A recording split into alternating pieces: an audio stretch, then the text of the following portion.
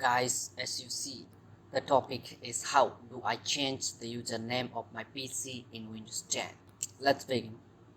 First of all, you should go to the PC and right click there.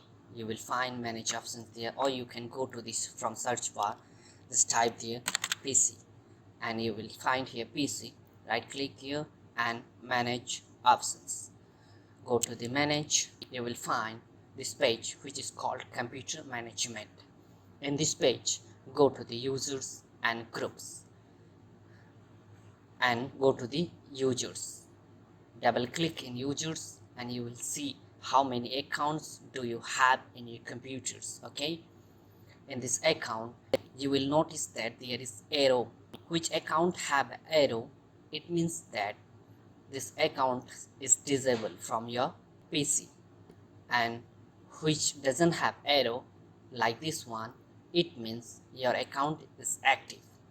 And you can choose from here which account do you like to rename. Okay, very simple.